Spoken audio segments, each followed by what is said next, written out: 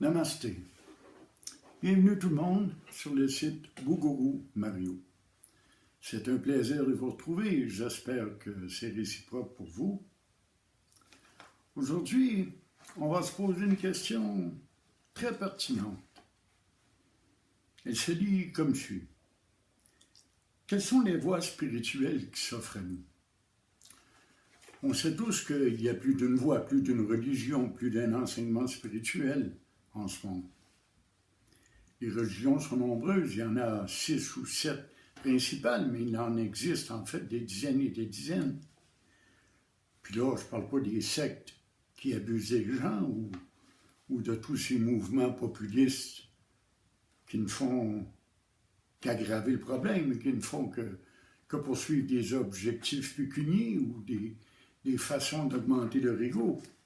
Je parle des véritables enseignements spirituels, évidemment. Les véritables enseignements se divisent en 4 voies différentes. C'est très simple, en fait. La première, c'est la voie d'Abhakti, qu'on appelle en sanskrit. Et c'est la voie de l'amour, la voie de la dévotion, la voie préférée des grands mystiques. Vous savez, les saints, les grands mystiques, dont on entend souvent parler, dont on découvre des biographies puis des livres d'enseignement. C'est la voie la plus enseignée, c'est aussi la plus facile. C'est la voie de l'amour. Je ne nommerai pas de nom, mais vous connaissez tous, en Occident, la voie principale qui nous est enseignée par l'amour. Aime ton prochain comme toi-même. Aime Dieu d'abord. Aimez-vous les uns les autres. Aimez les autres comme un vous-même et non pas comme vous-même. La voie d'amour, c'est la plus facile à enseigner au commun des mortels, au petit peuple, comme on pourrait dire. Les gens qui ont moins de penchant vers la connaissance ont plus de facilité à vivre au niveau du cœur.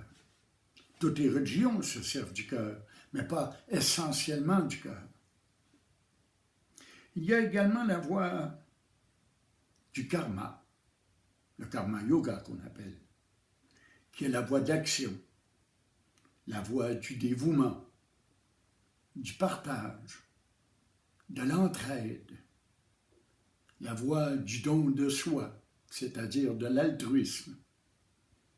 Non pas une voie qui veut que l'on donne en espérant recevoir un retour, car à ce moment-là, il ne s'agit plus d'altruisme, il s'agit plutôt d'égoïsme déguisé.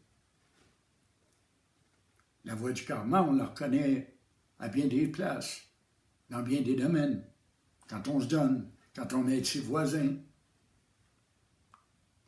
Il y a de nombreux organismes communautaires qui ont pour but d'aider les démunis, d'aider les plus pauvres, d'aider les gens de la rue, ou encore d'envoyer des dons à des organismes qui s'occupent d'aider des pauvres dans d'autres pays. C'est tout du karma. C'est tout du karma yoga. C'est la voie du don. Il y a également la voie du jnana, la voie de la connaissance. Attention, je ne parle pas de connaissance académique ici. Je ne parle pas des gens qui étudient dans les universités ou qui étudient la théologie. C'est une voie qui est plus intellectuelle, évidemment. Elle s'adresse à des gens qui sont capables de lire de nombreux livres, de chercher dans les enseignements écrits ou oraux même, des gens qui sont capables, par la connaissance, de venir qu'à comprendre et qu'à connaître la vérité, et ensuite la réaliser, c'est-à-dire la rendre réelle. Puis, il y a la voie du Raja, qu'on appelle la voie royale. C'est la voie du renoncement. Pourquoi la voie royale? Parce que jadis, les peuples étaient dominés par un roi. Mais le roi n'avait pas de vie personnelle. L'image que nous en avons, c'est que le roi était riche, possédait des harems, dirigeait et manipulait tous les gens qu'il voulait, qu'il faisait à sa guise. Certes, il y a eu des rois ici, mais le véritable roi était sous la domination des sages et des mystiques et des saints. Il donnait sa vie pour diriger son peuple et pour le diriger correctement, pour répondre à ses besoins.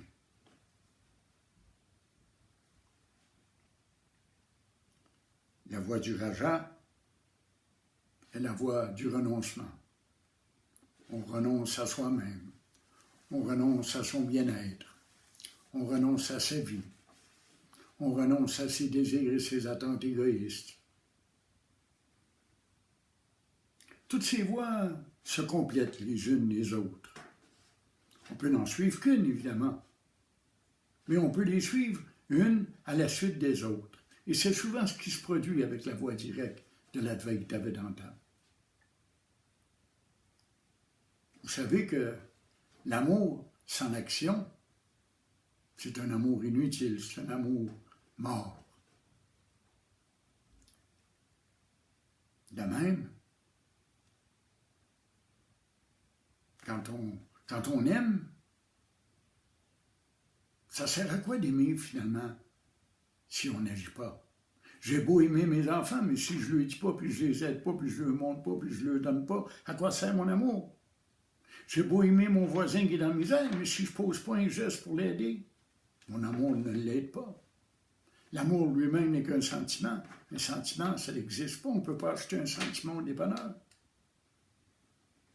Alors l'amour doit être suivi d'action, accompagné de l'action. C'est ce qu'on dit, hein? La foi sans les œuvres est une foi morte. Moi, je dirais plutôt l'amour sans l'action est un amour mort, inutile. Mais l'action doit être aussi accompagnée de la connaissance. J'ai beau aimer mon voisin, j'ai beau essayer de l'aider, mais je dois savoir comment l'aider. Je dois connaître ses besoins, ses attentes, sa nécessité et y répondre adéquatement. Quand bien même que je voudrais aider l'humanité entière, si je ne sais pas comment faire, qu'est-ce que ça me donne? Je vais poser des gestes pour rien à celui qui a faim. Si j'amène des jouets d'enfants, je ne nourrirai pas. Ils vont mourir de faim, ce pauvre homme. Puis la connaissance est inutile également si elle n'est pas suivie du renoncement. Quand on sait, on renonce. Quand on sait que le bonheur ne vient pas des autres, ne vient pas des biens matériels, quand on sait que le bonheur ne vient pas du plaisir, de la consommation, de la sexualité, on renonce à tout ce monde. Quand on sait que ce monde-là est un rêve, une simple illusion, une création de la conscience, on renonce. On renonce à soi-même. On renonce à ses désirs et ses attentes. On renonce à ses projets personnels, individuels. On devient plus universel, plus collectif. C'est ça le renoncement. C'est passer d'un individu à un être universel. On devient l'univers en entier, complet.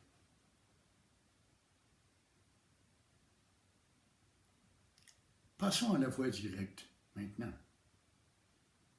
Toutes les voies dont je viens de vous énumérer, les aspects s'y rejoignent et y trouvent leur compte.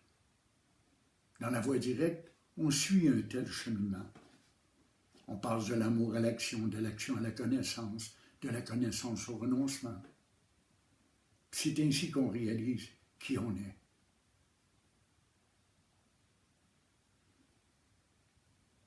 La voie directe, ça dit par elle-même, c'est le chemin le plus court qui peut nous conduire à Dieu.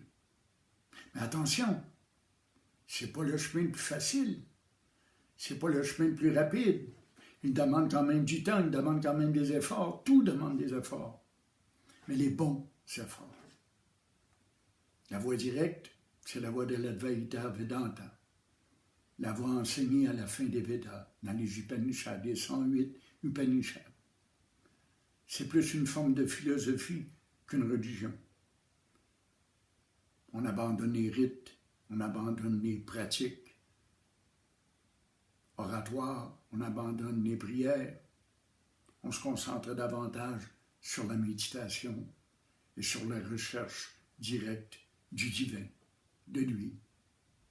Tout cela dans le but de réaliser la réalité, la vérité, de se rendre compte qu'on est ce qu'on cherche. C'est ce que je vous souhaite, mes amis, du plus profond de mon cœur. Vous pouvez m'envoyer vos questions sur Facebook ou sur Messenger à BoGourou, B-O-G-O-U-R-O-U.